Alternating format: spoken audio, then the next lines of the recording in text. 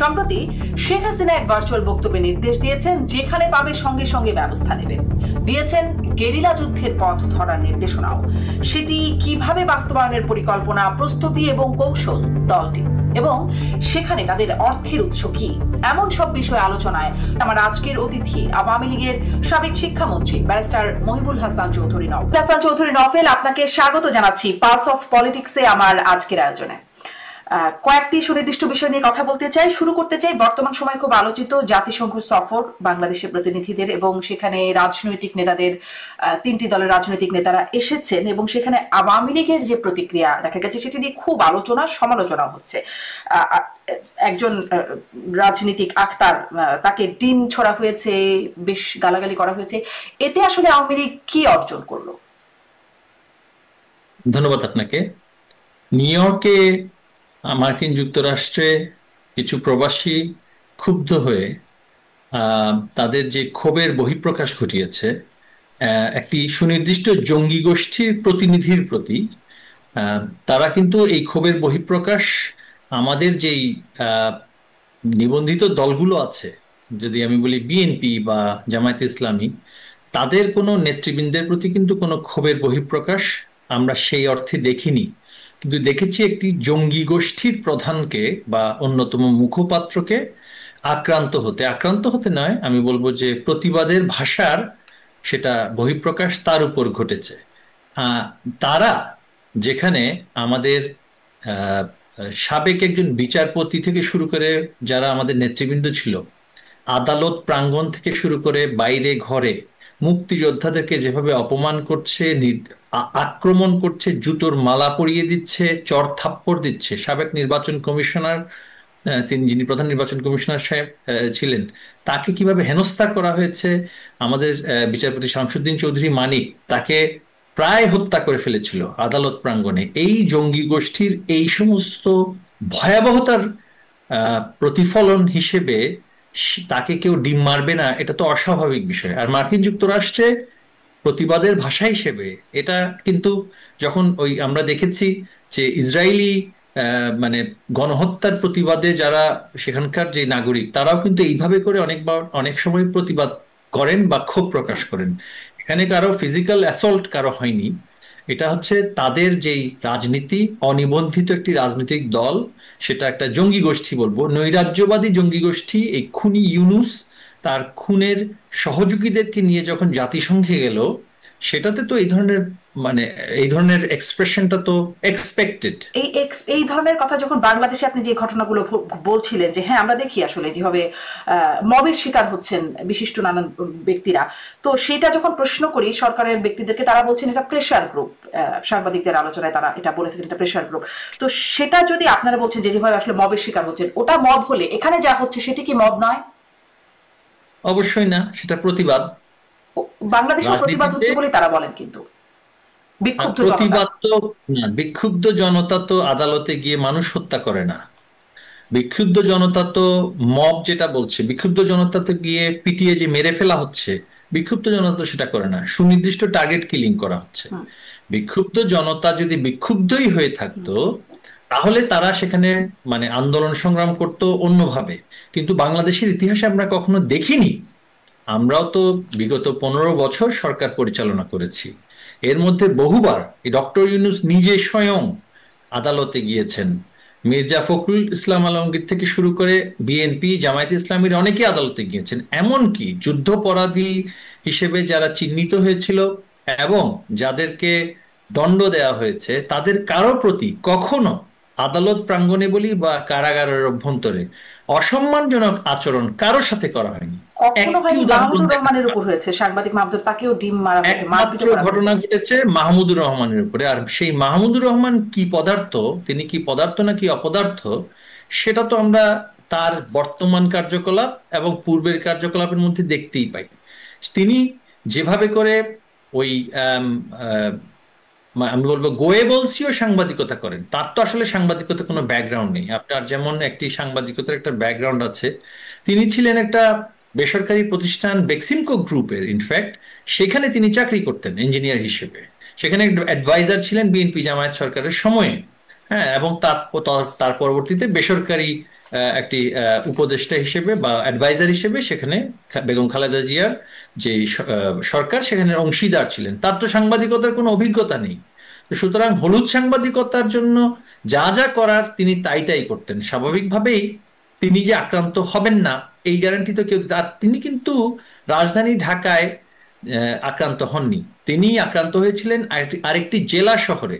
সেখানে স্বাভাবিকভাবেই রিসোর্সের সেখানে কিছু চ্যালেঞ্জ ছিল। এই একটি ঘটনা ছাড়া আপনি দেখবেন আর একটি কোনো ঘটনা পাবেন না যেখানে সাংবাদিক বলি, বুদ্ধিজীবী বলি, বিএনপি বা জামায়াতে ইসলামী সমমনার কারোর প্রতি, এমনকি এই যে গোলাম আজম সাহেব, হ্যাঁ, এবং অথবা এই যে মৌলানা সাইদি সাহেব, হ্যাঁ, তাদের প্রতিও কখনো কখনো একদিনের জন্য হলেও কিন্তু কখনো অসম্মানজনক আচরণ আহ, আমাদের সরকারের সময় হয়নি। আদালত তার নিজস্ব গতিতে চলেছে, আইন তার নিজস্ব প্রক্রিয়া চলেছে, এবং সেভাবে করে চলেছে বলেই 15 বছর আওয়ামী লীগ সরকার টিকেছে। নির্বাচন নিয়ে প্রশ্ন থাকতে পারে, সুশাসন নিয়ে প্রশ্ন থাকতে পারে, নানান বিষয় নিয়ে প্রশ্ন থাকতে পারে, মানে কিন্তু তারপর আপনাকে একটা জিনিস সেভাবে চলেছে বলে 15 বছর টিকেছে, তারপর আসলে কিভাবে চললো না বলে 15 বছর পরে আসলে পতন হলো, সেই প্রসঙ্গে একটু পরে যাই, সেটি মূল বিষয় না আলোচনার আজকে। কিন্তু ওই যে আপনি বলছিলেন যে তিনি আসলে কি পদার্থ বা অপদার্থ ছিলেন মাহমুদুর রহমান, তাহলে এরকম আসলে অপদার্থ বা হলুদ সাংবাদিক হলে তাকে ডিম মারা এটাতে সমস্যা হয় না, এটি আসলে করা যায়? সেখানে যদি বহিঃপ্রকাশ ঘটে ক্ষোভের, ডিম কেন, মানুষ তো পাথরও তো মারতে পারত, তাই না? পাথর তো তাকে মারেনি, বা তাকে তো পাথর কেউ মারেনি। সুতরাং সে যা করেছে, একটা কর্মফল বলে একটা কথা আছে। কর্মফল কিন্তু যেটা মানে একটা মানে তো কর্মফলের যে দর্শন সে অনুযায়ী কিন্তু আপনি যা করবেন সেটা কিন্তু একটা প্রতি ফলন সেটা আপনার জীবনে হবেই। আক্তাররা যা করছে সারা বাংলাদেশে, সেটা একটি ডিম সেটা যথেষ্ট নয়। ডিমের চাইতে অনেক বেশি কিছু তাদের প্রাপ্য ছিল এবং প্রাপ্য তারা।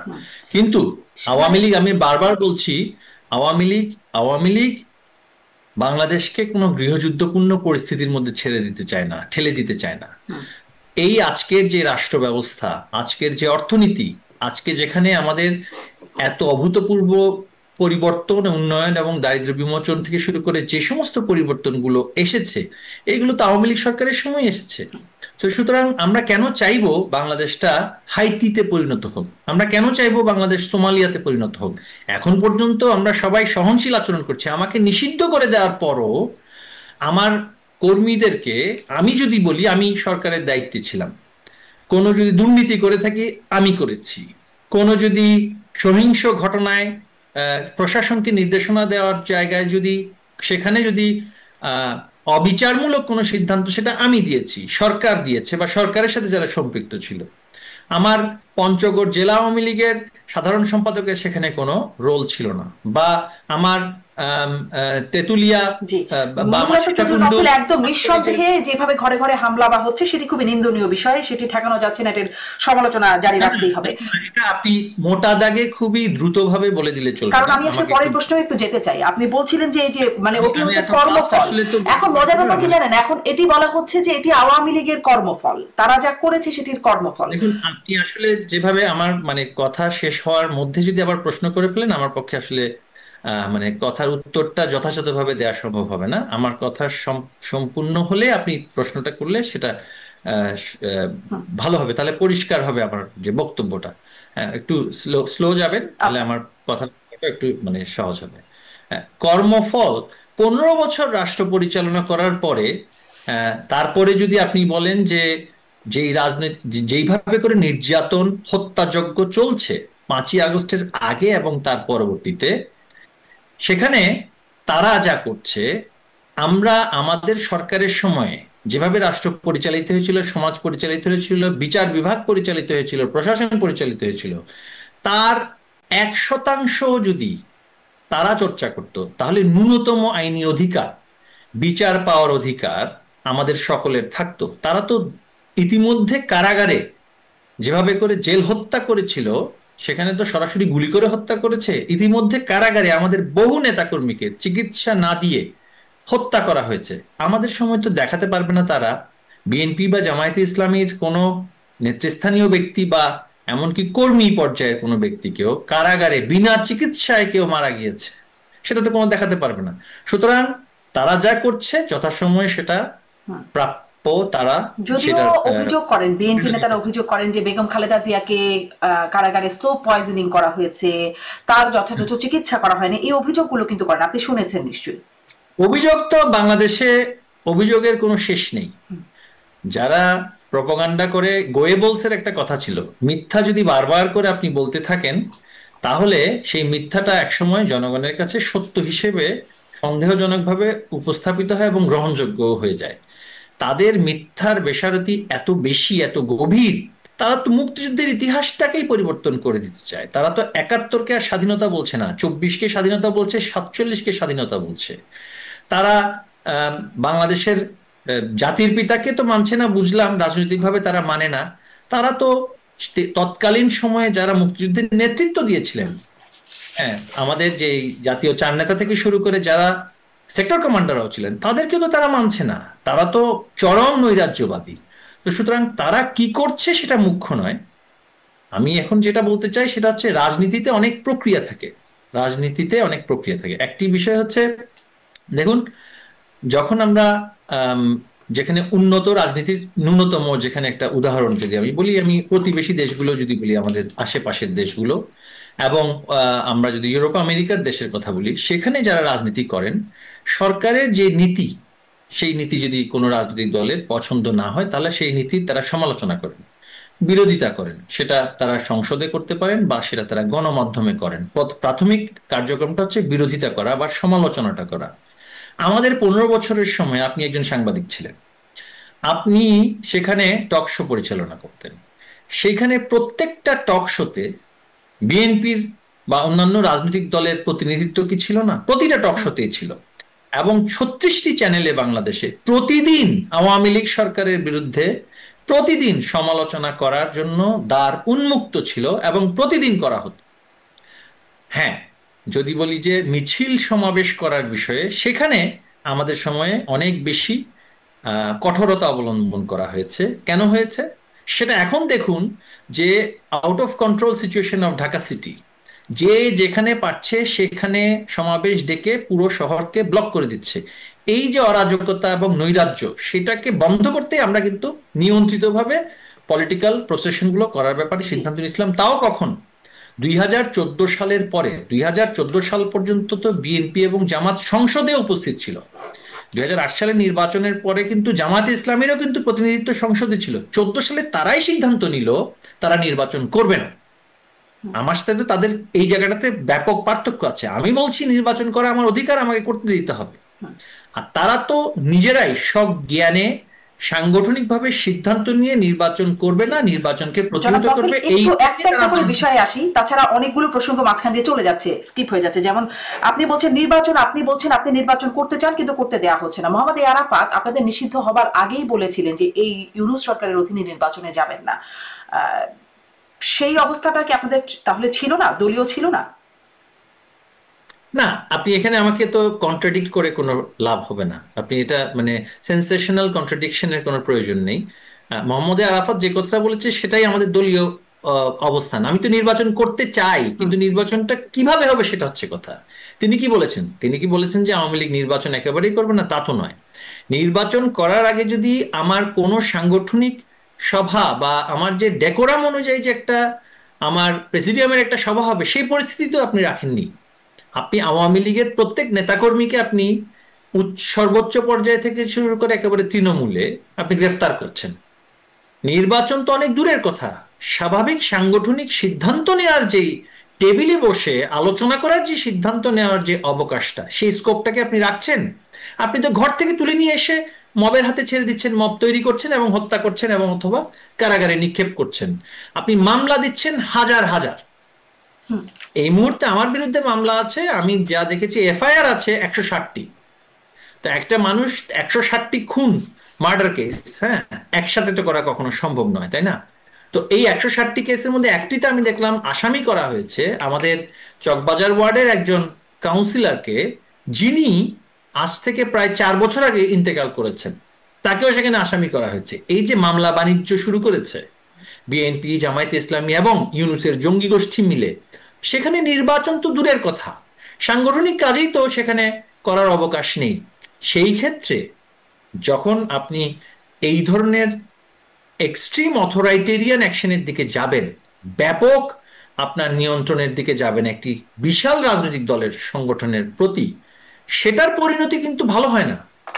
আমরা যদি বলি যে আমাদের সময়ে জামায়াতে ইসলামীকে ব্যান করা হয়েছে কিন্তু প্রশাসনিকভাবে 3রা আগস্ট, তার আগে আদালতে মামলাটা কিন্তু চলমান ছিল, কিন্তু তাদের কার্যালয় ছিল, তাদের কার্যালয়ে তাদের সভা হতো, তাদের মিছিল মিটিং এর ক্ষেত্রে যেহেতু তারা কিছু সুনির্দিষ্ট আক্রমণ করেছিল, সাইদি সাহেবকে যখন বলা হলো যে চাঁদে দেখা গিয়েছে, সেটাকে ইস্যু করে সারা দেশব্যাপী যেই ভয়াবহ অরাজকতা করাচ্ছে, তার পরবর্তীতে তাদের কার্যক্রমে কিছুটা নিয়ন্ত্রণ প্রতিষ্ঠা করা হচ্ছে। কিন্তু জামায়াতে ইসলামীর আমির থেকে শুরু করে এই যে পরোয়ার সাহেব, তারা তো কার্যালয়ে বসে সভা করতে পেরেছেন, তারা প্রশাসনের সাথে কথা বলতে পেরেছেন। কিন্তু আমরা প্রায়দিনই খবর পেতাম গোপন বৈঠক করার সময় তাদেরকে তুলে নিয়ে আসা হচ্ছে বা গ্রেপ্তার করানো হচ্ছে। আসলে কি যে গোপন বৈঠক হতো সেটা বুঝতাম না, একসাথে কতজন মানুষ মিলে বসলেই একটা গ্রেপ্তারের বিষয় আসতো। তাদেরকে তো কখনো সেই কোনো সভার জন্য, সভা করার জন্য কোনো তো মামলা দেওয়া হয়নি। তাদের তাদের আলোচনা ছিল, আমাকে করতে দেওয়া হয়নি, কিন্তু তাদের তো কার্যালয়টা তো কখনো ব্যবহার করতে পেরেছে। তারা বিএনপির যে কার্যালয়, তারা তো সার্বক্ষণিক সেটা ব্যবহার করতে পেরেছে। 28শে অক্টোবর তো বিএনপি তো সেখানে মিছিলও করতে পেরেছে, এবং সেখানে অনুমতিও দেওয়া হয়েছে মিছিল করার জন্য, সভা সমাবেশ করার জন্য, তাই না? তো আমরা যখন 2009 সালে রাষ্ট্রীয় দায়িত্বে আসলাম, বিএনপি বা জামায়াত ইসলামীর সভা সমাবেশ বাংলাদেশে কি পরিমাণে হয়েছিল, এবং সেখানে তারা 6টি সিটি কর্পোরেশনে বিজয়ী হয়েছিল, মেয়র হয়েছিল, তাই না? তো সুতরাং আমাদের সরকারের সময়ে ডাকসু নির্বাচন হয়, সেই ডাকসু নির্বাচনে ভিপি নির্বাচিত হয়েছিল, ভিপি এই যে নূর, তাই না? তো সেই ক্ষেত্রে সরকার যদি সবকিছুই, আমাদের আওয়ামী লীগ সরকার যদি সবকিছুই কুক্ষিগত করে ফেলতো, তাহলে তো ঢাকা ব্যাংক থাকতো না, বা বাংলাভিশন টেলিভিশন চ্যানেলও থাকতো না, এনটিভিও থাকতো না, তাই না?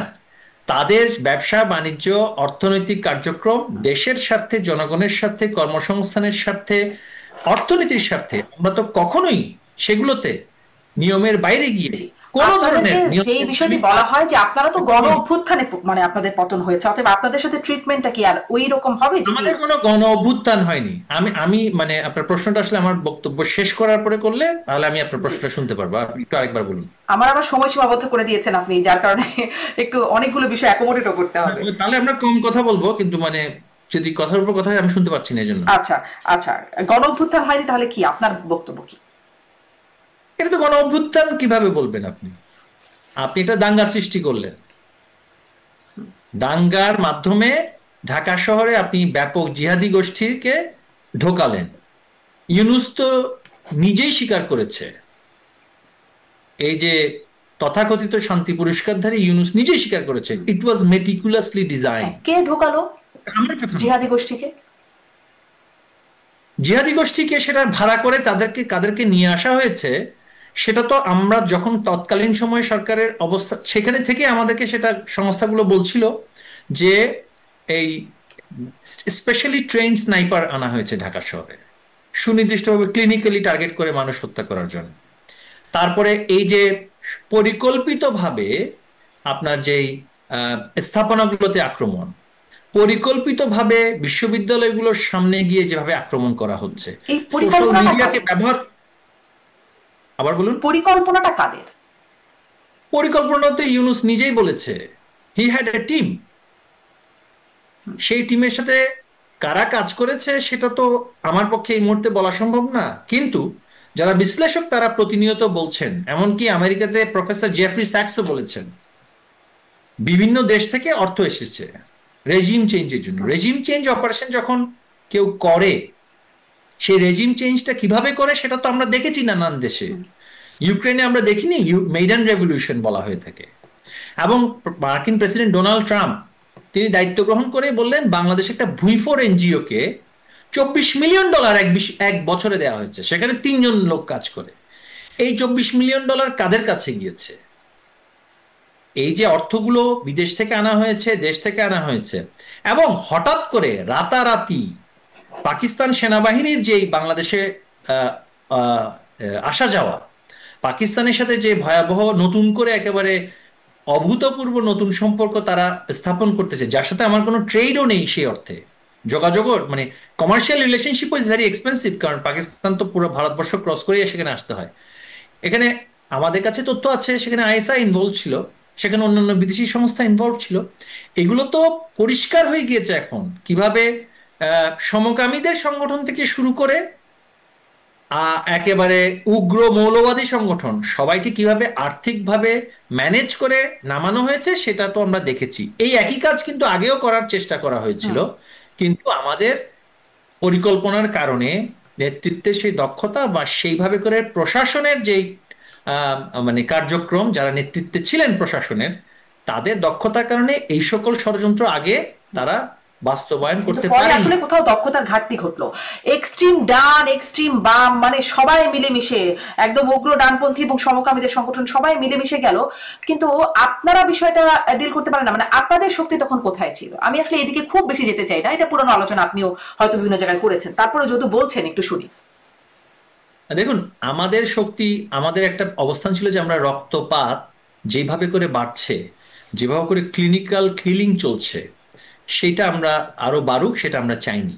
আমরা কিন্তু সাংগঠনিকভাবে যদি সেখানে সশস্ত্র অবস্থানও নিতাম বৈধ অস্ত্র নিয়ে, তাহলে কিন্তু পরিস্থিতি হয়তোবা আমাদের এই যে আজকের যে এইভাবে করে সরকার উৎখাত তারা করেছে সেটা তারা করতে পারতো না। এখানে অনেক আভ্যন্তরীণ ষড়যন্ত্র হয়েছে।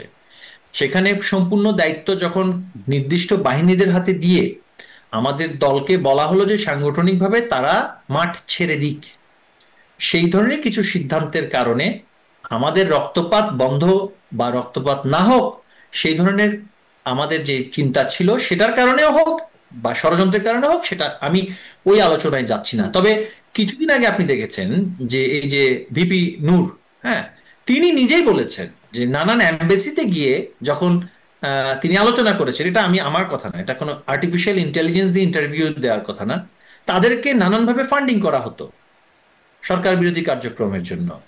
ইউএসএইড এর ফান্ডিং গুলো কোথায় যেত সেটা আমরা দেখেছি। দেখুন, যখন গ্রিন বিলের ব্যাপক ইনভেস্টমেন্ট আসে রেজিম চেঞ্জের জন্য, তখন পৃথিবীর যে কোনো সরকারের পক্ষেই সেটাকে ম্যানেজ করা খুব কঠিন জি, হয়ে দাঁড়ায়। ঠিক। আমার আপনি প্রশ্নটা তখন কিন্তু বলছেন এখানেই ছিল যে জনাব গ্রিন নওফেল, বিলের, আমার প্রশ্নটা কিন্তু এখানেই যে আপনাদের বিরুদ্ধে কেন এই ডান বাম, মানে একদমই তারা ডিফারেন্ট আইডিওলজি, সবকিছুতে ডিফারেন্ট, কিন্তু তারা এক হয়ে গেল, এম্বাসি গুলো লেগে গেল, এমনকি দেশের মানুষকেও নিয়ে রাস্তায় নামিয়ে ফেললো। রেজিম চেঞ্জের সিদ্ধান্ত যখন, আমি বলি রেজিম চেঞ্জের সিদ্ধান্ত যখন ডিপ স্টেট বিভিন্ন দেশের গোয়েন্দা সংস্থারা মিলে, বিশেষ করে মানে এটা বলতে এখন দ্বিধা নেই যে পশ্চিমা দেশগুলোর যে সংস্থাগুলো ছিল, তারা তাদের সাথে একটা কূটনৈতিক পর্যায়ে যেভাবে আমাদের সম্পর্ক হানি হয়েছে, সেটার তো একটা রিপার্কেশন হবেই, এবং সেই রিপার্কেশনটা তারা করেছে। এবং সেক্ষেত্রে আপনি বলতে পারেন যে এটাকে আমাদের কূটনৈতিক ব্যর্থতার ফসল কিনা, কারণ একটা পর্যায়ে কিন্তু 2014 সালের নির্বাচনের পরে মার্কিন যুক্তরাষ্ট্রও কিন্তু মানে জামায়াতে ইসলামী বা বিএনপির যে সহিংস আন্দোলনকে তারা কিন্তু সমালোচনা করেছে, এবং তারা বলেছে যে this people are not fit to run the government, তাই না? পরবর্তীতে নানান ঘটনা প্রবাহের কারণে মার্কিন যুক্তরাষ্ট্র বলি বা পশ্চিমা বিশ্বের যারা আছে তাদের সাথে কিছুটা দূরত্ব যদি বলি আমি, আবার পাশাপাশি ডক্টর ইউনূসের যে বিশাল যে পুঁজি বিনিয়োগ করা আছে ইউরোপিয়ান ইউনিয়ন এবং মার্কিন যুক্তরাষ্ট্রে, সেগুলোর তো ডিভিডেন্ড সে পাবেই, এবং সেখানে কিন্তু পরিকল্পিতভাবে এই কাজগুলো হয়েছে। পূর্বের আলোচনায় আমি এই মুহূর্তে গিয়ে সময় নষ্ট করতে চাই না, আমি সামনের দিকে এগোতে চাই, এবং আমার মনে হয় আমাদের, আপনার যারা দর্শক আছেন তারাও সামনের দিকের জি, আলোচনাটাই শুনতে। সামনের দিকে আলোচনায় একটু যাই তাহলে। আপনি বলছিলেন একটু আগে যে আপনাদের গৃহযুদ্ধে যাওয়ার প্ল্যান নাই, আপনার আসলে সহিংসতার দিকে এখনো পর্যন্ত যাওয়ার প্ল্যান নাই, তাহলে আপনাদের প্ল্যানটা আসলে কি রকম? সম্প্রতি মানে বেশ কদিন আগেই দেখছিলাম যে আওয়ামী লীগের অফিসিয়াল যে ফেসবুক পেজ, সেখানে শেখ হাসিনার একটি বক্তব্য সম্বলিত একটা ফটো কার্ড, যে আমি আসছি, আবার আসছি, তোমাদের যার যা ক্ষয়ক্ষতি হয়েছে তোমরা ভুলে যাও, আমরা প্রতিহিংসা রাজনীতি করতে চাই না, এরকম একটি ফটো কার্ড দেখলাম। তারপরে আবার একটা ভার্চুয়াল বক্তব্য, তার আগেও এরকম বক্তব্য। ভার্চুয়াল বক্তব্যটা এরকম যে কবে ক্ষমতায় যাব বা যাবেন, কবে প্রতিশোধ নেওয়া হবে তার ঠিক নাই, এখন যখন যেখানে দেখা হবে সেখানেই ব্যবস্থা নিতে হবে, মনে রাখবা গেরিলা যুদ্ধের মাধ্যমে দেশ স্বাধীন হয়েছে, এখন সেই পথই ধরতে হবে। আসলে কোনটা আপনাদের অবস্থান? প্রতিশোধের রাজনীতি নয় নাকি প্রতিশোধেরই রাজনীতি? দেখুন, রাজনৈতিক কর্মসূচি, আমি আবারও ওই আগে যেটা একটা সূত্রপাত করেছিলাম, রাজনৈতিক কর্মসূচির তিনটা পর্যায় থাকে। একটা হচ্ছে অ্যাডভোকেসি এবং পলিসি ক্রিটিসিজম, পলিসি অপোজিশন। নীতি নির্ধারণী পর্যায়ে আমি যখন আমার একটা সরকারের কোনো সিদ্ধান্ত আমার ভাল লাগবে না বা সেটা সমালোচনা করার জন্য আমি সেটা গণমাধ্যমের মাধ্যমে সমালোচনা করব, আমি সেটা রাজপথে দাঁড়িয়ে সমালোচনা করতে পারি, প্রেস ব্রিফিং এর মাধ্যমে, প্রেস কনফারেন্সের মাধ্যমে, সেমিনারের মাধ্যমে, বা কোনো পার্লামেন্টে গিয়ে আমরা সেটা সমালোচনা করতে পারি। এটা হচ্ছে একটা সুস্থ স্বাভাবিক রাজনৈতিক সমাজের একটি প্রক্রিয়া। দ্বিতীয় প্রক্রিয়াটা হচ্ছে যখন আমি দেখব যে আমার যে সমালোচনা তারপরেও জনগণের যে ইচ্ছা তার বিরুদ্ধে সরকারের নীতি বা সরকারের কর্মসূচি বা কর্মকৌশল যারা সরকারে বসে আছে তারা সেটা শুনছে না, তখন সেই পরবর্তী ধাপটা আসে হচ্ছে প্রতিবাদ।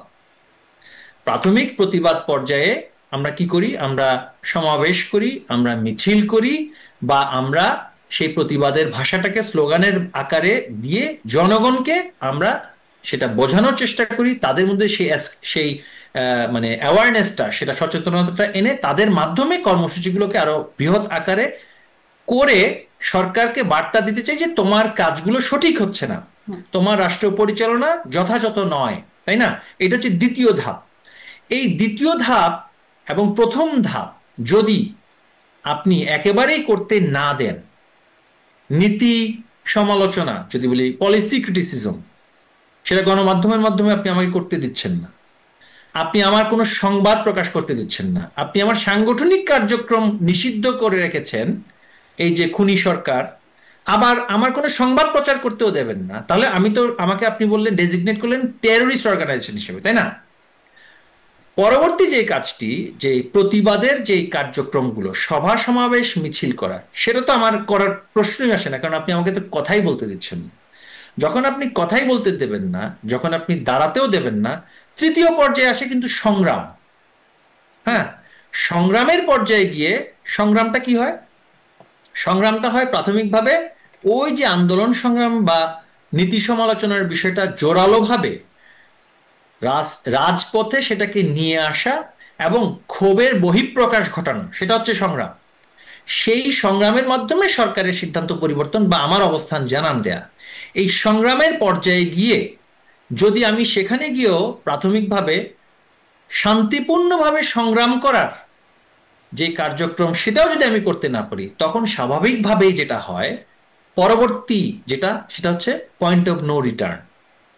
পয়েন্ট অফ নো রিটার্নে কিন্তু আপনি প্রথম ধাপ, দ্বিতীয় ধাপ, তৃতীয় ধাপ যখন আপনি পুরোপুরি ডিনাই করবেন, তখন পয়েন্ট অফ নো রিটার্নে যাবে। এবং এই জঙ্গি গোষ্ঠীর চাওয়াটাও কিন্তু সেটা, যে তারা আমরা মিলে একটা পয়েন্ট অফ নো রিটার্নে বাংলাদেশ যাবে। কারণ এখানে একটা আরেকটি দুরভিসন্ধি আছে, আপনি যদি পরবর্তী প্রশ্নটা পরে করেন, আমি সেটা এখন বলতে চাই। সেটা হচ্ছে বাংলাদেশে প্রায় 400 থানা এরা লুট করে নিয়েছে। এই 400 থানাতে পুলিশের যেই মারণাস্ত্রগুলো ছিল, অস্ত্রগুলো ছিল, সেই অস্ত্রের সবগুলোই তারা লুট করেছে। স্বরাষ্ট্র উপদেষ্টা বর্তমানে যিনি আছেন, জাহাঙ্গীর সাহেব, তিনি বলছেন যে এর মধ্যে 30% এখনো উদ্ধার করা সম্ভব হয়নি। এই 30% কাদের হাতে? এই 30% এই বিএনপি, জামায়াতে ইসলামী, এনসিপি এবং নানান ধরনের জঙ্গি গোষ্ঠীর হাতে চলে গিয়েছে।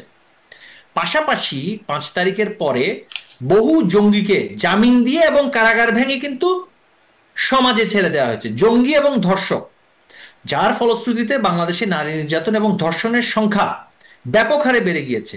যারা ধর্ষণের মামলার আসামি তাদেরকেও ছেড়ে দেওয়া হয়েছে। এমনকি বুয়েটে আবরার ফাহাদ হত্যা মামলার আমাদের সময়ে গ্রেফতার করা, দণ্ড দেওয়া আসামিকে জামায়াত ইসলামীর আইনজীবী শিশির মনির সাহেব সেখানে গিয়ে তাকে ছাড়িয়ে নিয়েছেন, জামিনের ব্যবস্থা করে দিচ্ছেন। এবং জামিন ব্যবসা করে আসিফ নজরুল শত শত কোটি টাকা রাতারাতি কামিয়ে নিয়েছে। বড় বড় টেররদেরকে তারা সমাজে উন্মুক্ত করে দিয়েছে। কেন করে দিয়েছে? কারণ তারা অ্যান্টিসিপেট করছে, তাদের একটা চাওয়া হচ্ছে বাংলাদেশে একটা সংঘাতপূর্ণ সহিংসতা শুরু হোক।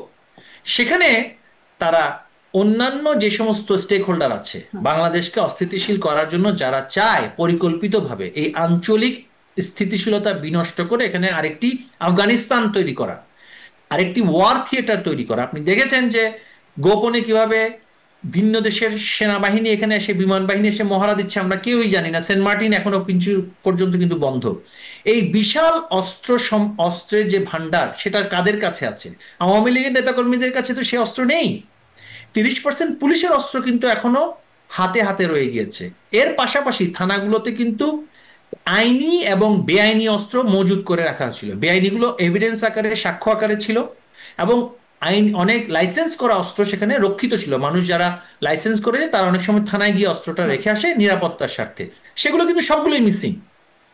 তারপরে এসএসএফ, প্রধানমন্ত্রীর তৎকালীন সময়ে যে স্পেশাল সিকিউরিটি ফোর্স, তার যে অস্ত্রের ভল্ট ছিল, সেখানে উজি মেশিন গান থেকে শুরু করে সেমি অটোমেটিক রাইফেলস গুলো ছিল, সেগুলো একটা বিশাল অংশ মিসিং। এখন অস্ত্র এমন ভাবে এদের হাতে আছে, তারা নির্বাচনমুখী নয়, আসলে নির্বাচনটা একটা ফ্যাসাদ তৈরি করছে। নির্বাচনটাকে কেন্দ্র করে হয় নির্বাচনটাকে সংগঠিত করে, অথবা নির্বাচনের আগে বা পরে তারা প্রত্যাশা তাদের যে একটা ভয়াবহ সংঘর্ষপূর্ণ অবস্থা সৃষ্টি হবে, যেটা তারা বলছে যে ফাইনাল সলিউশন তাদের। তারা যে বলছে যে নিশ্চিহ্ন করবে, এই নিশ্চিহ্ন করার জন্য তারা একটা ফাইনাল সলিউশন চায়। ওই যে হিটলার যেভাবে করে সিদ্ধান্ত নিয়েছিল যে জিউদেরকে, ইহুদিদেরকে যে নিশ্চিহ্ন করবে বা অন্যান্য মাইনরিটি থেকে নিশ্চিহ্ন করবে, এরা এই পরিকল্পনা নিয়ে আগাচ্ছে, কারণ এরা বাই প্রফেশন জঙ্গি মানসিকতা বহন করে, নৈরাজ্যবাদী, অ্যানার্কিস্ট। হ্যাঁ, এবং সামনে শুধুমাত্র কয়েকজনকে রেখেছে, আপনি দেখেছেন তাদের। তাহলে আপনারা এই পরিস্থিতিতে কি পরিকল্পনায় সামনে আগাবেন? আমার প্রশ্নটা সেটা ছিল। আপনি যখন দেয়ালে যখন পিঠ থেকে যায় সংগ্রামের, তো সেই ধাপে গিয়ে আপনাকে যদি ইটটি মারে, আপনাকে পাটকেলটা মারার জন্য তো প্রস্তুতি নিতে হবে, তাই না? তো সুতরাং আমাদের একটাই সবচেয়ে বড় কনসার্নটা হচ্ছে আমার সাধারণ জনগণ, যাদের জন্য আমাদের এই আন্দোলন, যাদের জন্য আমাদের রাষ্ট্র পরিচালনা করার ইচ্ছা বা রাজনীতি। তো সেক্ষেত্রে মানুষের জীবন যাত্রার যে উন্নয়ন আমরা করেছি, আমি কি তাদেরকে একটি গৃহযুদ্ধপূর্ণ পরিস্থিতির মধ্যে ঠেলে দিয়ে তাদেরকে আরো দরিদ্র করা বা আরো বেশি দেশের ক্ষতি করা, কি সেটা আমি কি করতে পারবো? আমার কি করা সেটা কি সম্ভব হবে? সেটা হচ্ছে আমাদের একটা কনসিডারেশন। আওয়ামী লীগ যদি চায়, সেটাই আমি বলছি, কি করব সেটার রাজনৈতিক প্রক্রিয়া চলমান, রাজনৈতিক আলোচনা, রাজনৈতিক কৌশল, সেটা কিন্তু আমাদের চলমান আছে। আমরা আমাদের মতো করে প্রস্তুতি নিচ্ছি। সবসময় যে সহিংস আন্দোলনের মাধ্যমে যে লক্ষ্য বাস্তবায়িত হবে তা নয়, আবার সহিংসতা ব্যতীত যে সংগ্রামও যে সফল হয় তাও নয়। কোনো ধরনের সহিংসতা খুব স্পষ্ট হতে পারছে না। তাহলে কি মাননীয় সাবেক আমাদের মেথড আমি আপনাকে এখানে বলবো না আমাদের মেথড, তাই না?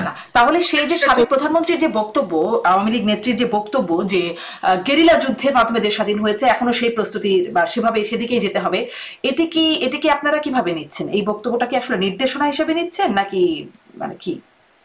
দেখুন, একটি হচ্ছে আমাদের মোটা দাগের নির্দেশনা। গেরিলা যুদ্ধ তো শুধুমাত্র অস্ত্র দিয়ে হয় না, সেটারও অনেক কৌশল থাকে।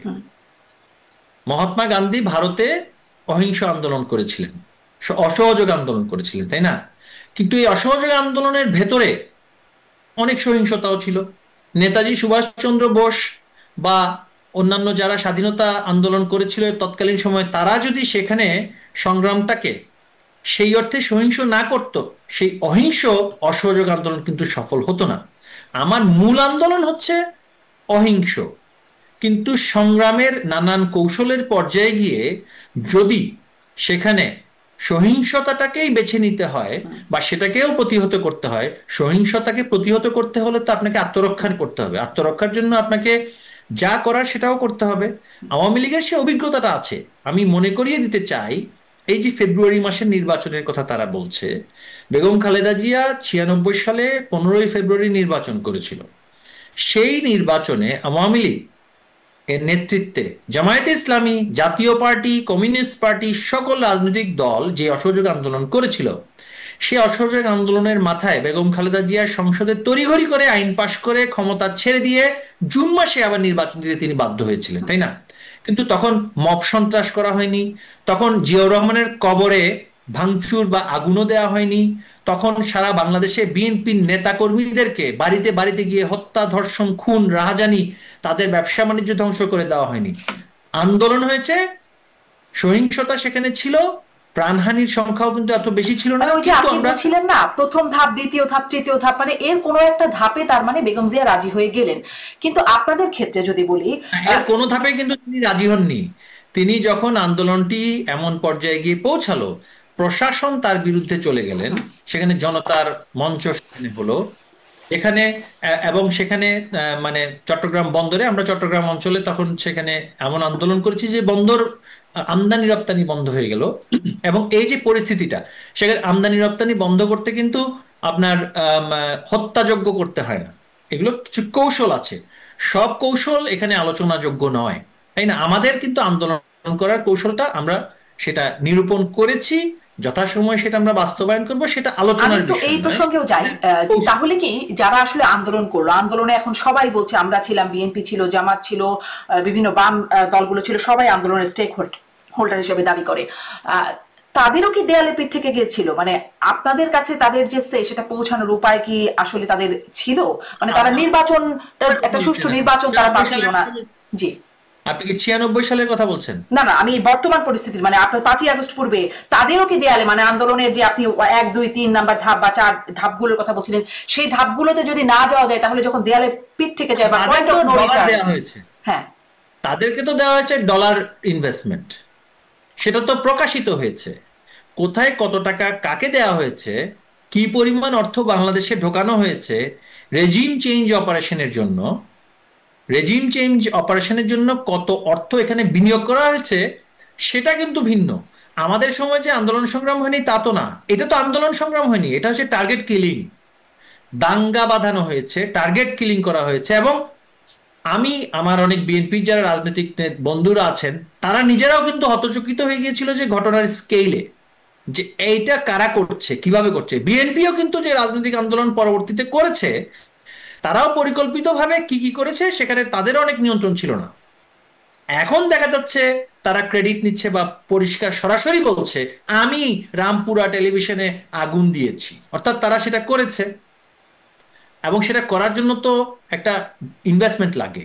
যে কোনো আন্দোলন সংগ্রাম যারা করে, রাজনীতি যারা আমরা করছি, আমরা জানি মোবিলাইজেশন করার জন্য যে আর্থিক যোগ লাগে, যে অর্থ বিনিয়োগ করতে হয়, সেই অর্থটা তারা সেখানে নানান সোর্স থেকে তারা সেটা পেয়েছে, এবং পাওয়ার কারণেই তারা অত্যন্ত স্বল্প সময়ের মধ্যে সেটা করতে পেরেছে। এর পাশাপাশি এখন আমি যদি বলি, সবই শুধু ষড়যন্ত্র ছিল, জনগণের কোনো ক্ষোভ ছিল না, আমাদের সরকার শতভাগ একেবারে মানে সততার মূর্ত প্রতীক হিসেবে সরকারের পিয়ন থেকে শুরু করে সর্বোচ্চ পর্যায়ে সব জায়গায় সবকিছু সঠিক ছিল, সেটা তো একটা রাজনৈতিকভাবে আমি বলবো অপলাপ হবে, তাই না? প্রতিটা সরকারের বিরুদ্ধেই মানুষের ক্ষোভ থাকবে। এবং দুর্নীতির জায়গায় গিয়ে, বড় দুর্নীতি বা ছোট দুর্নীতি বলি, আওয়ামী লীগের নেতাকর্মীরাও তো দুর্নীতির শিকার হয়েছে, হয়েছে না? আমি সরকারে থেকে বসে রাজুকে আমাকে 50,000 টাকা ঘুষ দিতে হয়েছে আমার ফ্ল্যাটের, সিম্পল আমি ফ্ল্যাট নিয়েছি, সেই ফ্ল্যাট আইডিএলসি থেকে আমি তৎকালীন সময় আমি লোন নিয়ে ফ্ল্যাট কিনলাম, আমাকে সেখানে মিউটেশন করতে আমি সরকারের উপমন্ত্রী থাকা অবস্থায় 50,000 টাকা ঘুষ দিতে হয়েছে। এবং আমাকে সেখান থেকে বলা হয়েছে যে মন্ত্রী হিসেবে আমি কম পেয়েছি, এটার রেট নাকি 2 লক্ষ টাকা। তো তারপরে আমার আপনারা কোনো একজন ব্যবস্থা নিলেন না? মানে মন্ত্রী হিসেবে আপনার তো একটা গ্রিপ ছিল। মন্ত্রী হিসেবে আমার গ্রিপ ছিল, আমি যদি তার বিরুদ্ধে ব্যবস্থা নিতে চাই তখন সে তো আমার মিউটেশনটা দেবে না, দিচ্ছে না।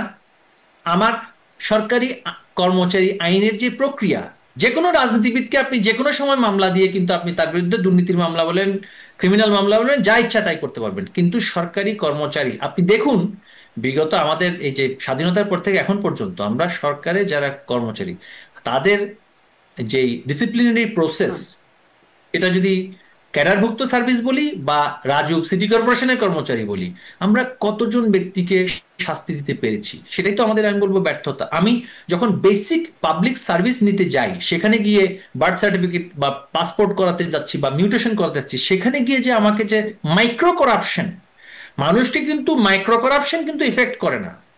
মানে পৃথিবীর অনেক দেশে কিন্তু মাইক্রো করাপশন চলছে, বড় লার্জ প্রজেক্টগুলোতে নানান ধরনের প্রফিট শেয়ারিং হচ্ছে, সেটা রাজনৈতিক দল পাচ্ছে নাকি উচ্চ পর্যায়ের আমলারা পাচ্ছে নাকি কর্পোরেট প্রতিষ্ঠান পাচ্ছে, সেটা কিন্তু আমি আলোচনায় যাচ্ছি না। সেগুলো কিন্তু মাইক্রো পর্যায়ে, ব্যক্তি পর্যায়ে আমি একজন নাগরিক হিসেবে আমাকে কিন্তু সেগুলো কিন্তু এফেক্ট করে না। আমাকে এফেক্ট করে যখন আমি আমার নাগরিক সুবিধার যে অধিকারটা যেটা আছে, আমি আমার পাসপোর্ট করতে যাব, সেখানে ভেরিফিকেশনের জন্য আমাকে যদি পয়সা দিতে হয়, আমি মন্ত্রী থাকা অবস্থায় দিতে বাধ্য হয়েছি একজনের পাসপোর্ট করার জন্য। এই সমস্ত মাইক্রো আপনি গণপূর্ত করাপশনের মন্ত্রীকে জায়গায় জানান নাই? আপনাদের তো মন্ত্রিসভার বৈঠক হইতো, আলোচনা হতো, জানান অবশ্যই নাই যেটা হয়েছে? গণপূর্ত মন্ত্রী সরাসরি সেই ডেস্ক অফিসারকে ফোন করেছে। সেই ডেস্ক অফিসার তখন এমন একটি টেকনিক্যাল সে একটা এক্সকিউজ দিল যে এটা পরিবর্তন করতে 3 মাস সময় লাগবে, কিন্তু ব্যাংকের যে অডিটিয়ার, সে অডিটিয়ারের কারণে ব্যাংক করছিল তড়িঘড়ি। তখন ব্যাংক বলছে আপনি ক্ষমতা দেখিয়েছেন তাই আপনি বিপদে পড়েছেন, এটা কোনো বিষয়ই না, এইটা এত টাকা দিয়ে সমাধান হয়ে যাবে, এবং ব্যাংকেই করে দিয়েছে, যে লোন দেওয়া ব্যাংকের লোকেরাই করে দিয়েছে।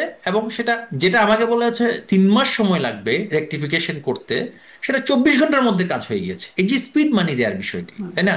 তো আমরা চাপে পড়ে, আমাদের সময় অনেক মন্ত্রীও কিন্তু অভিযোগ করেছেন, কিন্তু আমরা তো এই যে wider ecosystem of government decision making, সেখানে নাগরিক তো আমিও, মন্ত্রী হতে পারি, উপমন্ত্রী হতে পারি, বা সংসদ সদস্য হতে পারি, কিন্তু এক্সিকিউটিভ ফাংশনের জায়গায় তো আমার ফাংশন নেই। আমি তো I am not the executive, আমি হচ্ছে ল মেকার, ল মেকার থেকে না, আমি মন্ত্রী তো এক্সিকিউটিভ নেতৃত্ব, এক্সিকিউটিভ বটে না, একজন মন্ত্রী তো এক্সিকিউটিভের leader, not the executive himself, তাই না? আমরা তো পার্মানেন্ট গভর্নমেন্ট না। পার্মানেন্ট গভর্নমেন্ট হচ্ছে এই যে আমাদের যে মন্ত্রণালয়গুলো, একজন রাজনৈতিক ব্যক্তি সেটার টপে থাকেন, বাকি পুরো যে সিস্টেমটা, এটা তো পার্মানেন্ট গভর্নমেন্ট। এদেরকে তো আপনি কখনো স্যাক করতে পারবেন না।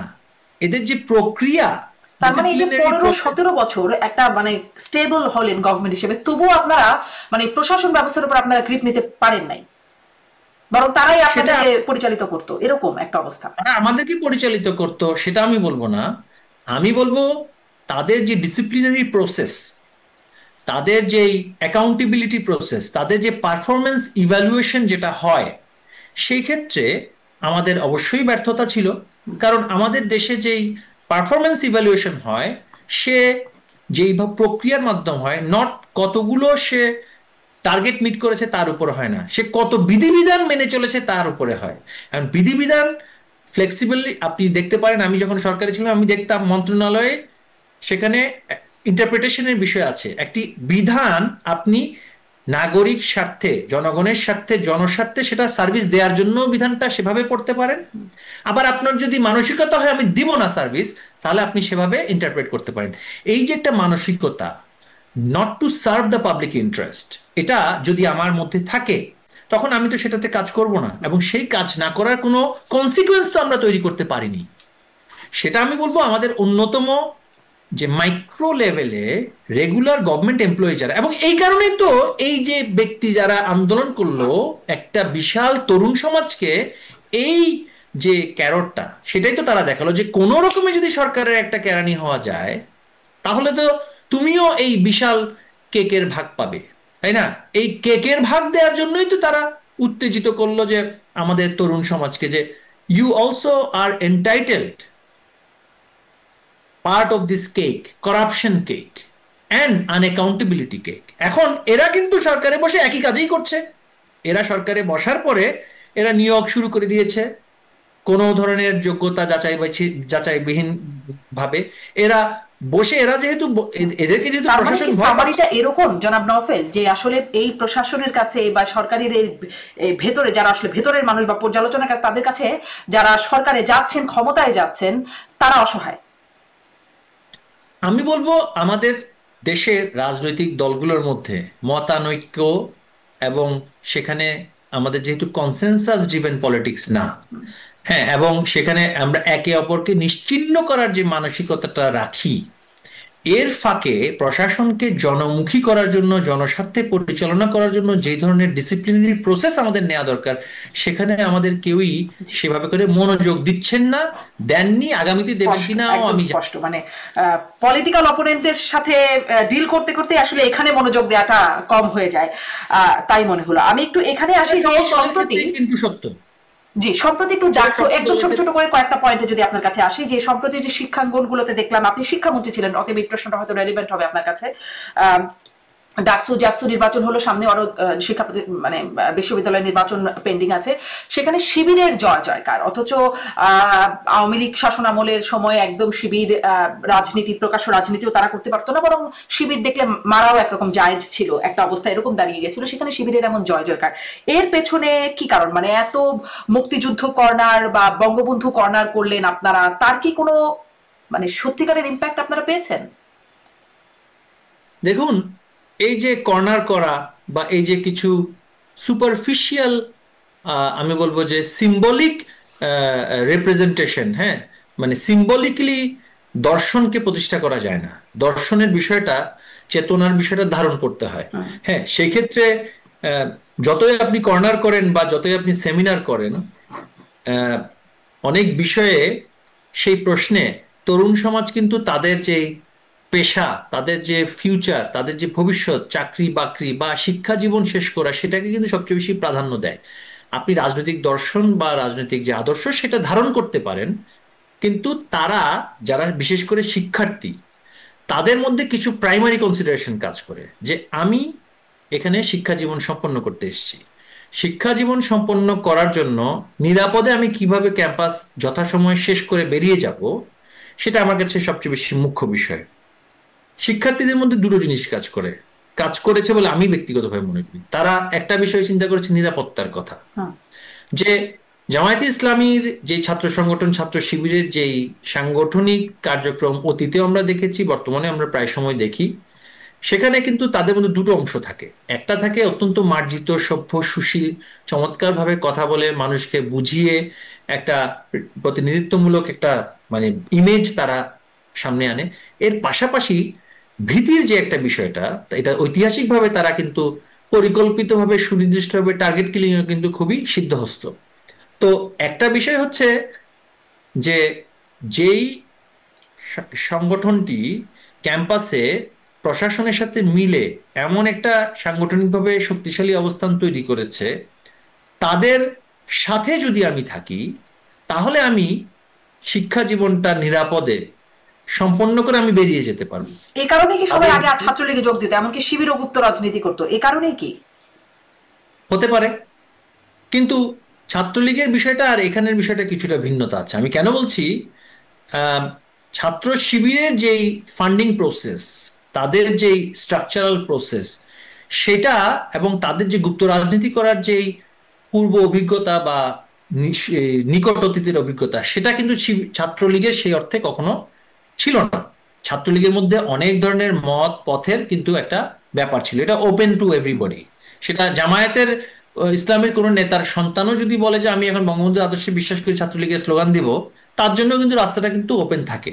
এটা এটা হচ্ছে যেগুলো আমাদের, আমি বলেছি, মাল্টি ক্লাস পার্টির যেটা নেচার, বিএনপিরও সেম বিষয়। হ্যাঁ, কিন্তু শিবিরের যে বিষয়টি, তাদের মধ্যে যে তাদের যে আদর্শিক যে প্রক্রিয়াটা, সেটার বিষয়ে শতভাগ তারা নিশ্চিত না হওয়া পর্যন্ত তাদের যে প্রক্রিয়া, প্রথমে সাথী হতে হবে, তারপরে সদস্য হতে হবে, তারপরে তাদের নেতৃত্বে আসতে হবে। কিন্তু এই এবারে যে তো একটা, দেখলাম শিবিরের প্যানেলে একদম ধর্ম মানে অন্য ধর্মের মানুষ আছে, নারী বা তাদের যারা আসলে সেরকম দেখে মনে হয় না, তাদের যে একটা কৌশল তার মধ্যে নাই। আমি বলছি, এইবার এসে তারা কিছু কনসেশন দিয়েছে। কনসেশন মানে তারাও তো চাইবে তাদেরকে লিবারেল হিসেবে পরিচিত করতে, তারাও তো চাইবে মেইন স্ট্রিমিং করতে।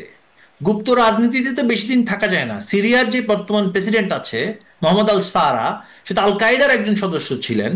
আল কায়দার সদস্য হতে মার্কিন যুক্তরাষ্ট্রের কাছে অ্যারেস্টেড হলেন। পরে মার্কিন যুক্তরাষ্ট্রের সাথে সম্পর্ক ভালো করার জন্য তো এখন তো একেবারে ইসরায়েলের পক্ষেও তিনি কথা বলছেন, তাই না? রাজনীতিতে শেষ কথা বলতে কিছু নেই। রাজনৈতিক কৌশলের ক্ষেত্রে আমি বলবো শিবির তার যেই পাবলিক ইমেজ, সেটা তারা পরিবর্তন করেছে। আপনি যাদের বয়স এখন 40 ঊর্ধ্ব, যারা শিবিরকে চেনেছে, শিবিরকে দেখেছে, সেই শিবিরকে দেখেছে, তাদের মধ্যে শিবিরের জনপ্রিয়তা, যারা কখনো শিবিরকে দেখেনি, শিবিরের অতীত ইতিহাস দেখেনি, তারা তো সেটা জানবে না শিবির কি করেছে। আমরা যারা তাহলে আপনারা যে মানে মুক্তিযুদ্ধ কর্নার করা, বঙ্গবন্ধু কর্নার করা বা সেমিনার, জি, এই বিষয়গুলো কি আপনারা আসলে বোঝাতে পারেন নাই? আমি আপনার কথাটা শুনিনি, আসলে আমার কথাটা শেষ হওয়ার পরে যদি আপনি বলেন, তাহলে আমি আপনার কথাটা শুনতে পারবো। জি, তাহলে একটু সংক্ষেপে করি আমরা, তাহলে আর দু একটা জিনিস ইনকর্পোরেট করে শেষ করতে পারবো। আমি আসলে এক্সাইটেড টক শোতে I am not very comfortable. আপনি আমাকে একটু সময় সীমাবদ্ধতা দিয়েছিলেন যে অল্প সময়ের মধ্যে শেষ করতে। জি বলুন। আপনার কোশ্চেন বেশি হলে তো আমি বলতে পারবো না। মানে আই ডু নট লাইক, আমি আপনাকে আগেও বলেছি, I am not into this very over excited sensationalist. আচ্ছা, আপনি শেষ করুন, আপনার বক্তব্যটা শেষ করুন। জি, একটু ছোট করে। ঠিক আছে। তো এখন বিষয়টা হচ্ছে যে ছাত্র শিবিরের সহিংসতা আমরা দেখেছি। 6 মার্ডার, 8 মার্ডার, ব্রাশ ফায়ার করে হত্যা করার সেই যে কার্যকলাপ আমরা দেখেছি আমাদের বয়সী যারা। আমরা দেখেছি রাজশাহী বিশ্ববিদ্যালয়ে কিভাবে কতজনকে রকেটে দিয়েছে। আমরা দেখেছি ছাত্র শিবির কি করেছে। সুতরাং আমাদের বয়সী যারা, তারা ছাত্র শিবিরকে খুব ভালো করে চেনে।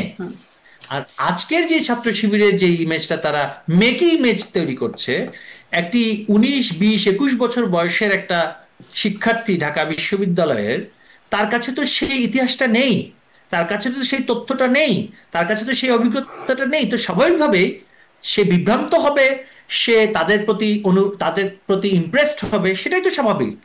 এবং সেখানেই তো তাদের, আমি বলবো যে একটা বড় ক্রেডিট, যে তারা তাদের পূর্বের যে সহিংসতা, তাদের যে ভয়াবহতা, সেগুলোকে গোপনে রেখে সাধারণ শিক্ষার্থীদেরকে একটা বার্তা দিতে পেরেছে, আমি এই শিবির না, আমি নতুন শিবির। ওই শিবির ওই ছিল, এইটা নতুন শিবির। এই যে একটা অবস্থান তারা কনভিন্স করতে পেরেছে, এই কারণে কিন্তু এটা আপনি আমি তাহলে মনে সেই করি ক্রেডিটটা তাদেরকে দিচ্ছেন? অবশ্যই দিতে তো হবে সেটাই। জি। এবং সেখানে তো আবার আবার পাশাপাশি আরেকটি কথা বলতে চাই সর্বশেষ এই বিষয়ে, সেখানে তো ব্যাপক কারচুপির অভিযোগ এনেছে, আমরা শুধু আনিনি, সেখানে ব্যাপক কারচুপি হয়েছে। ছাত্রদল সেখানে দেখাচ্ছে নীলক্ষেতে গিয়ে ব্যালটও প্রিন্ট করা হয়েছে।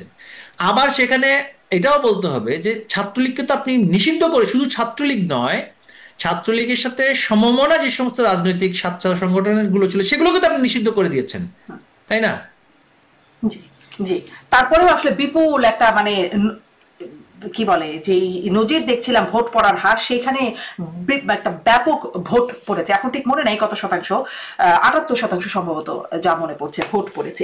এটিও একটা দেখার বিষয়। আমি ওই প্যানেলের শিবির প্যানেলের যে মুক্তিযুদ্ধ বিষয়ক সম্পাদক হয়েছেন, সেটাও শিবির প্যানেল থেকে একটা মেয়ে নির্বাচিত হয়েছেন, জুমা নামে। তার সাথে আমার কথা হচ্ছিল এই প্যানেলে।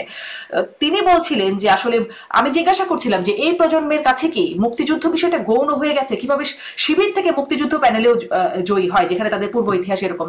সে আমাকে জানাচ্ছিল যে মুক্তিযুদ্ধের চেতনা বিষয়টা আওয়ামী লীগ বলতে বলতে এবং তাদের কর্মের সাথে এত পার্থক্য দেখা যেত চেতনার সাথে কাজের, যার কারণে সাধারণ ছাত্রছাত্রীদের মধ্যে বা মানুষের মধ্যে একটা একরকম অভক্তি বা বিরক্তি চলে এসেছিল বিষয়টি। এই বিষয়টি কি আপনারা আপনাদের কর্মফল মনে করেন, বা আপনি আসলে কি মনে করেন?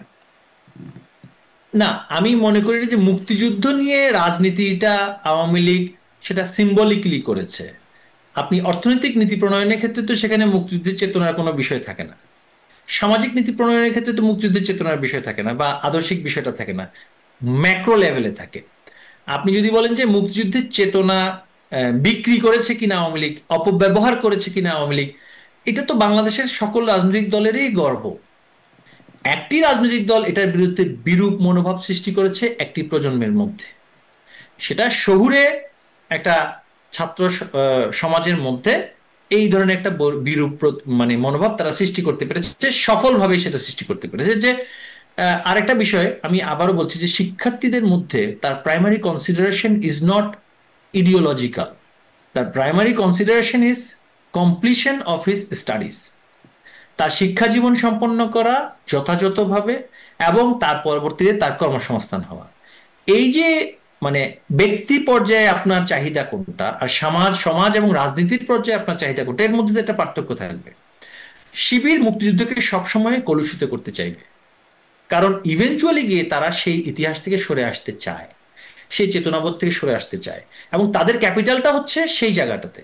আবার পাশাপাশি দেখবেন অত্যন্ত ধূর্ততার সাথে এবং চালাকি, আমি বলবো রাজনৈতিকভাবে তারা কৌশলগতভাবে যেটা করেছে, যে আহ, এই যে বিএনপি বা এনসিপির যেই কুলাঙ্গার কিছু গিয়ে 32 নম্বরের সামনে গিয়ে 15ই আগস্টে গিয়ে ডিজে পার্টি করছে, বা আম, আমাদের সেই 32 নম্বর ভাঙার ক্ষেত্রে সরাসরি যেভাবে করে সিদ্ধান্ত দিয়েছে, তারা কিন্তু এই বিষয়ে অত্যন্ত সুকৌশলে নীরবতা পালন করেছে। ব্যক্তি পর্যায়ে কর্মী পাঠিয়েছে ধ্বংসযজ্ঞ করার জন্য, কিন্তু প্রতিষ্ঠান পর্যায়ে সংগঠন পর্যায়ে একেবারে চুপচাপ থাকতো। কেন থাকতো? তারা জানে বাংলাদেশের সংখ্যাগরিষ্ঠ মানুষের কাছে বঙ্গবন্ধু শ্রদ্ধার পাত্র এবং একক নেতা হিসেবে তিনি গণ্য। সেই ক্ষেত্রে কিন্তু তারা কিছু বলছে না, তারা বলাচ্ছে আরেকজনকে দিয়ে সুকৌশলে, যাতে করে আওয়ামী লীগের সহানুভূতিটা বা তার আওয়ামী লীগের সমর্থকের সহানুভূতিটার ক্ষেত্রে তার জন্য ক্ষতি না হয়। শিবিরের যে এই যে আমি বলবো যে রাজনৈতিক কৌশল, এই কৌশলের কাছে বিএনপি অনেকটাই পরাজিত হয়েছে।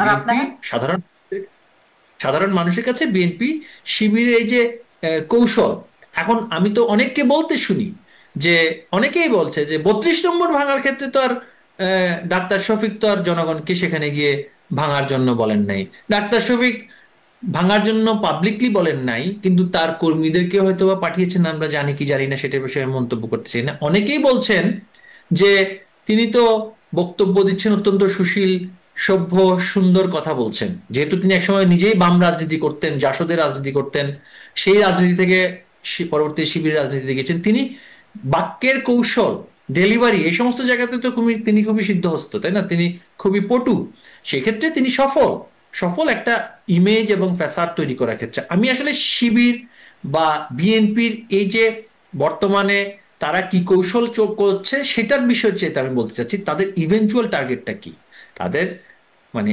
পরিণতির জায়গায় তারা কোথায় নিয়ে যেতে চাচ্ছে বাংলাদেশকে। সেইখানে তারা চাচ্ছে যে আওয়ামী লীগ এবং তার সমমনা অন্যান্য রাজনৈতিক দলগুলোকে এমন একটা পর্যায়ে তারা নিয়ে যেতে চায় যেখানে একটা রক্তক্ষয়ী সংঘর্ষ হবে। সেই রক্তক্ষয়ী সংঘর্ষের জন্য অস্ত্রধারী সশস্ত্র ক্যাডারের যদি আমি কথা বলি, তারা সেই ক্যাডার নিয়ে প্রস্তুত হয়ে আছে ইতিমধ্যেই।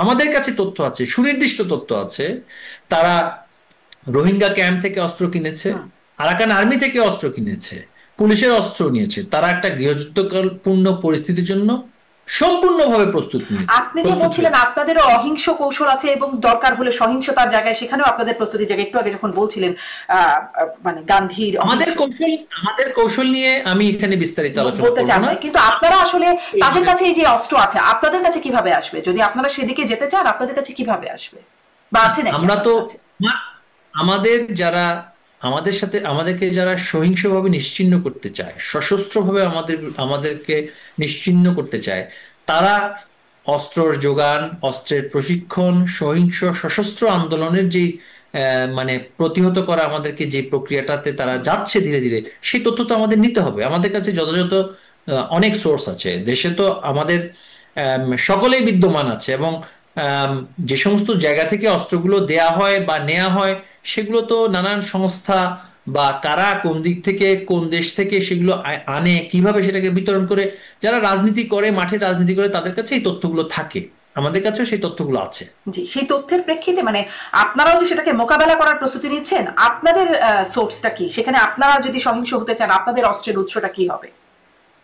দেখুন, আমি তো আমাদের অস্ত্র যুদ্ধ বা সশস্ত্র যুদ্ধ নিয়ে আলোচনা করার জন্য এখানে আসিনি। আচ্ছা, ঠিক আছে। আবার আমি বলিনি যে এটা নিয়ে কোনো আলোচনা মানে আমরা এই কাজেই করতে যাব। আওয়ামী লীগ সশস্ত্র যুদ্ধ করার অভিজ্ঞতা আওয়ামী লীগের আছে, সেটা আমি বলেছি।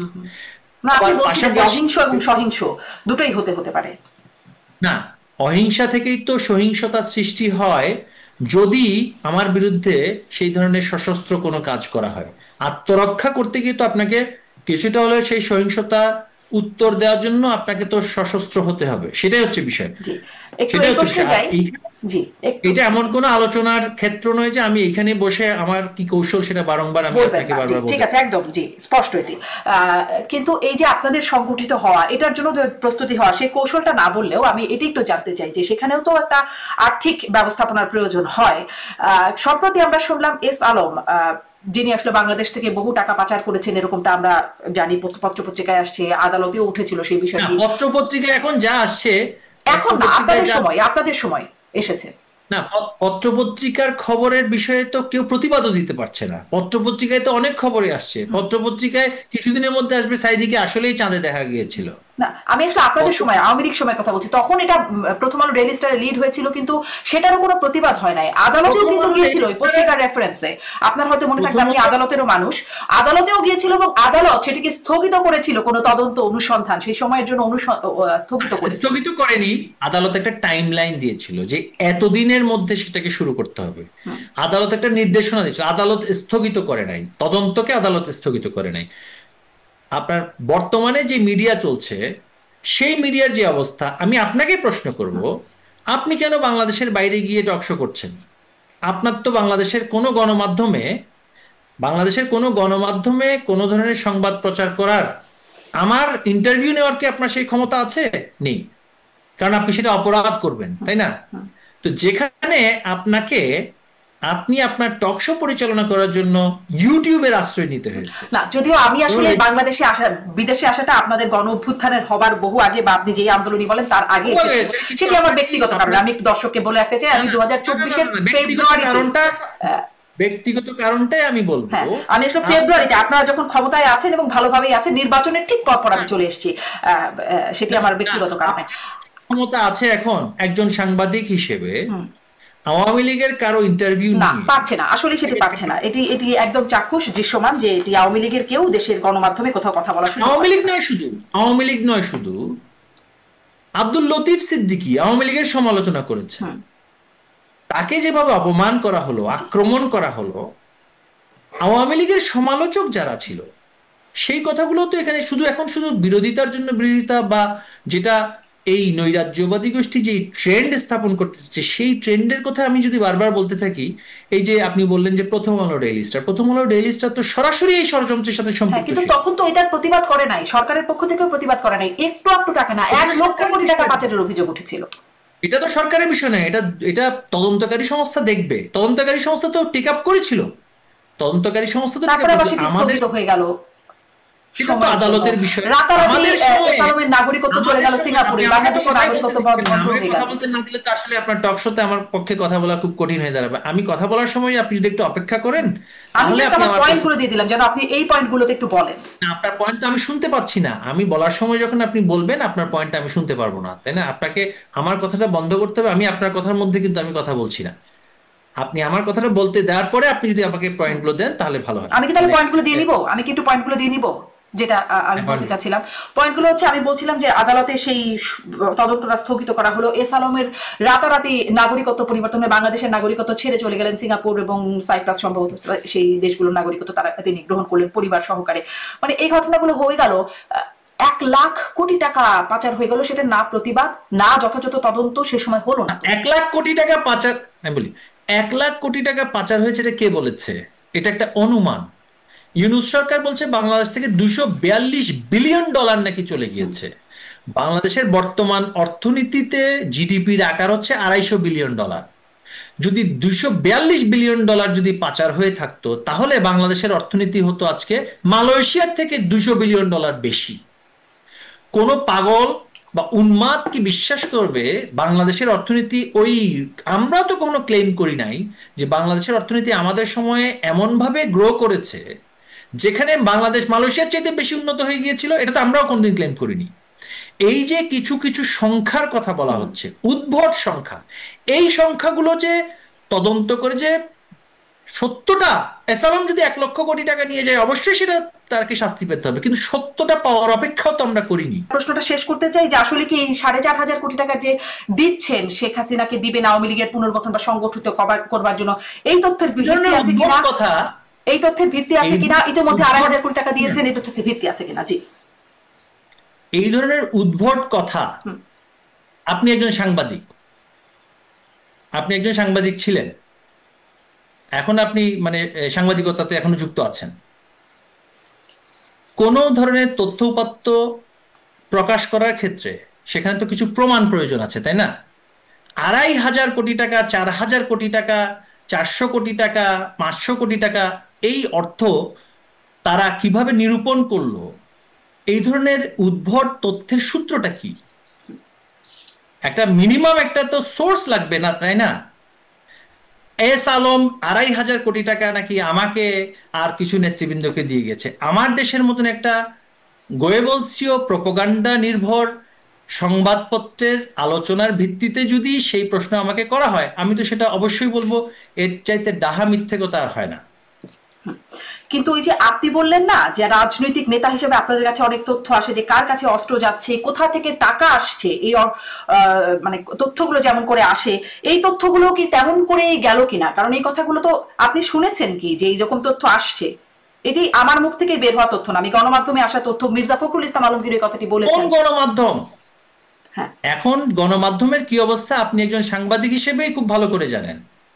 আপনি নিজেই তো বাংলাদেশের কোনো গণমাধ্যমে কোনো ধরনের প্রচার করতে পারবেন না আমার কথা। আমার সাথে যে আপনি আলোচনা করছেন এটাই তো আপনি একটা অপরাধমূলক কাজ করছেন বাংলাদেশের যে বর্তমান গণমাধ্যমে যে অবস্থা আছে। তো সেই ধরনের পরিস্থিতিতে গণমাধ্যমে কি আলোচনা আসছে সেটা কি কোনো ভিত্তি আছে? সেটা তো কোনো ভিত্তি নেই। আপনি বলছেন এরকম কিছু আসলে হয় নাই? এগুলো তো খুব মুখের কথা। আচ্ছা, এগুলো তো হচ্ছে মুখের কথা। 2,500 কোটি টাকা কোনো মানুষ কি পৃথিবীতে আহ, যে কোনো ধরনের ব্যবসায়ী যদি আমি বলি, 2,500 কোটি টাকা কি সে চাইলেই কি দিয়ে দিতে পারে? আপনি 2,500 কোটি টাকার যে টোটাল সাইজ অফ ট্রানজেকশন, এটা কি সম্ভব যে কোনো ব্যবসায়ী 2,500 কোটি টাকা তার কাছে প্রথমত ক্যাশ আছে, এবং সেই ক্যাশ 2,500 কোটি টাকা আওয়ামী লীগকে বা কোনো রাজনৈতিক দলকে রাতারাতি সে দিয়ে দিবে আন্দোলন সংগ্রাম করার জন্য? এটা কি কোনোভাবে কোনো উন্মাদকই বিশ্বাস করবে? কেউ করবে না। এগুলো গুজব। গুজব নির্ভর যে সাংবাদিকতা আমার দেশ পত্রিকা এবং আরো কিছু সাংবাদিকতা আমাদের দেশের সৃষ্টি হয়েছে, তারা তো এই ধরনের সংবাদ তো আহ, মানে যেইভাবে করে তারা প্রচার করেছে, সেই সংবাদের তো কোনো ভিত্তি জি আমার দৃষ্টিতে তো জি আমি দেখিনি। জি সেই কোনো সংবাদের সূত্র দেয়া হয়নি, সূত্র দেয়া হয়নি। জি সেই সংবাদের ভিত্তি নাই, কিন্তু আবার ওই যে বলছেন না উন্মাদেও বিশ্বাস করবে। বিশ্বাস করার জন্য আপনাদের সময় প্রচারিত সেই খবর যে এস আলম 1,00,000 কোটি টাকার মতো নিয়ে পাচার করে দিচ্ছেন, এবং তার বিরুদ্ধে তখন কোনো ব্যবস্থা নেওয়া হচ্ছে না, তখন কোনো অবস্থান নাই, আদালতে ওইটা স্থগিত থাকছে, পরে হবে, এরকম একটা ব্যাপার হচ্ছে।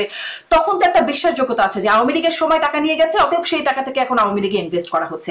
উন্মাদ কি এভাবে বিশ্বাস করতে পারে না যে বিষয়ের মধ্যে যোগসূত্র থাকতেও পারে? কারণ আমাদের কাছে আসলে তথ্য নাই। 1,00,000 কোটি টাকা, 1,00,000 কোটি টাকা কি কোনো হাতের মোয়া? 1,00,000 কোটি টাকার অ্যামাউন্ট আপনি বোঝেন? বাংলাদেশের বাজেটের 7 ভাগের 1 ভাগ, 7.5 লাখ কোটি টাকা হচ্ছে আমাদের বাজেট। কোনো ব্যবসায়ী না, শুধু রাষ্ট্রের পক্ষেও তো 1,00,000 কোটি টাকা নিয়ে যাওয়া, হজম করা, খরচ করা, বিনিয়োগ করাটাও খুব কঠিন।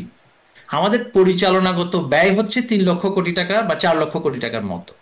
সেখানে 1,00,000 কোটি টাকা একজন ব্যবসায়ী নিয়ে গিয়েছে, এই সমস্ত উদ্ভট কথা। আমি কাউকে ডিফেন্ড করছি না। 1,00,000 কোটি টাকা কেন? কোনো ব্যবসায়ী বা কোনো রাজনীতিবিদ, কোনো আমলা যদি 1 কোটি টাকাও নিয়ে যায়, সেটা যদি বৈধ পথে না নেয়, সেটা তো অবশ্যই তদন্ত করতে হবে।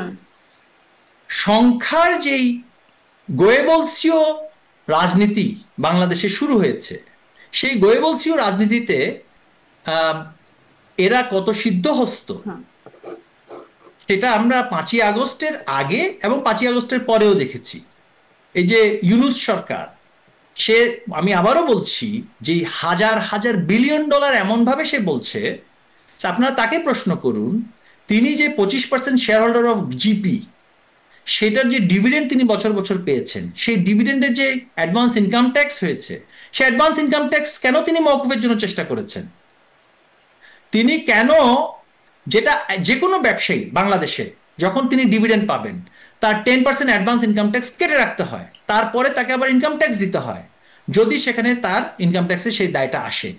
ইউনূস সাহেব কেন সেখানে 650 কোটি টাকার এক্সামশন এত তাড়াতাড়ি নিয়ে নিলেন? বাংলাদেশের আর কোন ব্যবসায়ী সেটা পেয়েছে বলুন?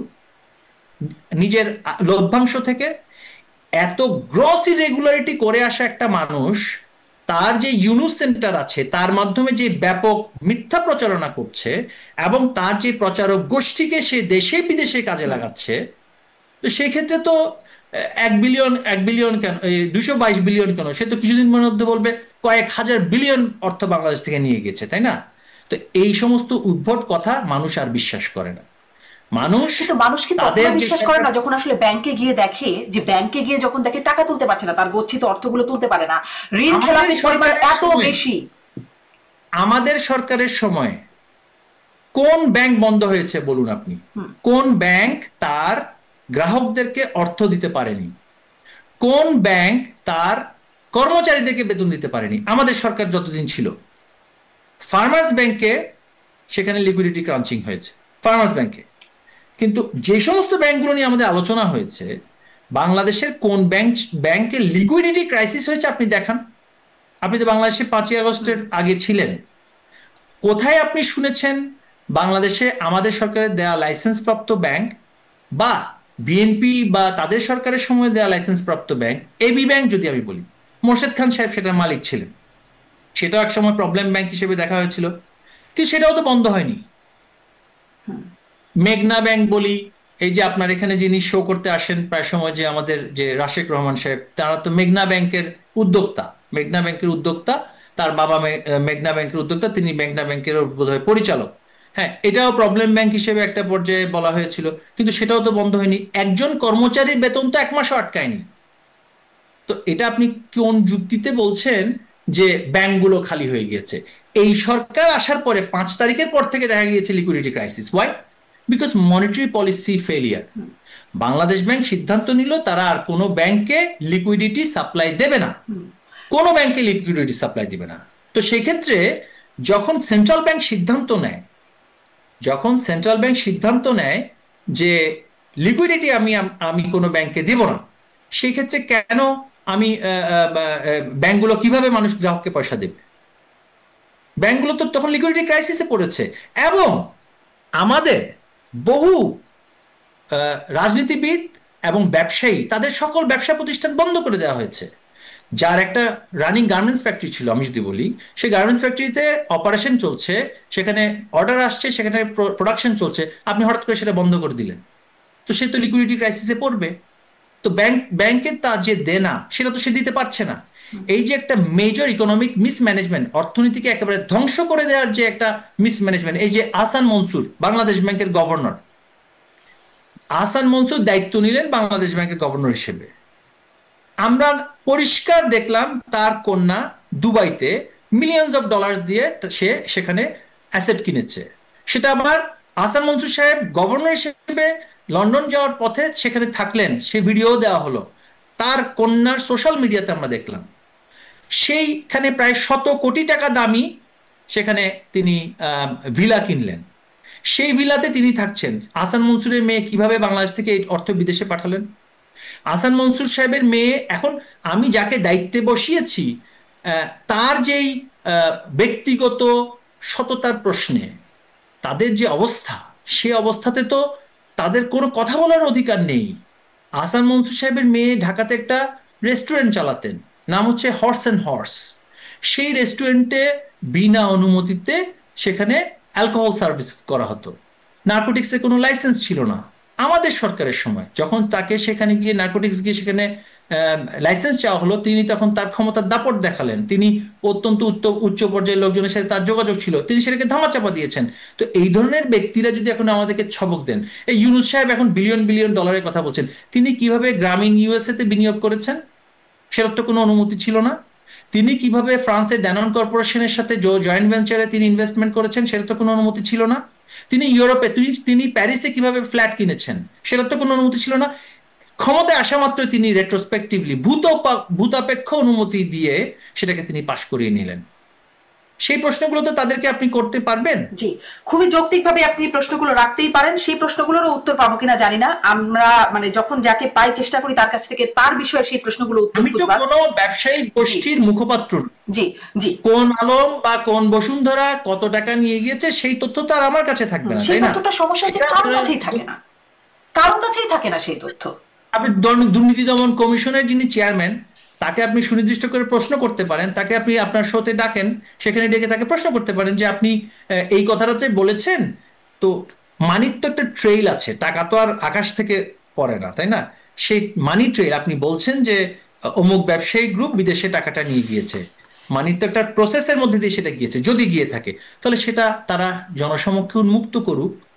শুধু মোটা দাগে সংবাদ করলে তো হবে না, মোটা দাগে তো অনেক সংবাদই হয়েছে। আপনি জানেন যে পশ্চিমা বিশ্বে বিবিসি, সিএনএন এর মতন সংবাদপত্র সংবাদ প্রকাশ করেছে ইরাকে Saddam Hussein weapons of mass destruction তিনি তৈরি করেছেন, সেটার উছিলা দেখিয়ে পুরো ইরাকে মার্কিন সামরিক অভিযান চালিয়েছে।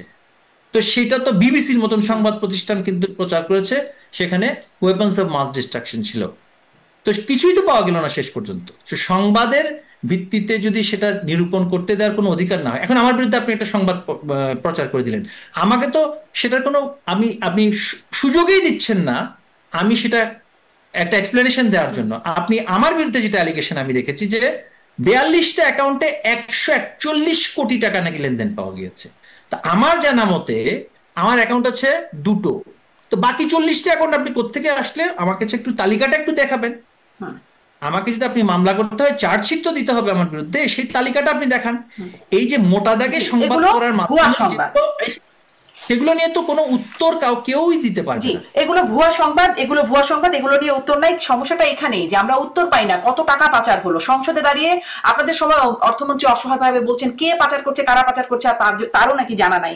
মানে যদি এই সংখ্যাটা না পাওয়া যায় তাহলে তো এরকম 1,00,000 কোটি টাকা কেন, আরো শত লাখ কোটি টাকা বললেও একটা মানুষের মধ্যে ধারণা তৈরি হবে।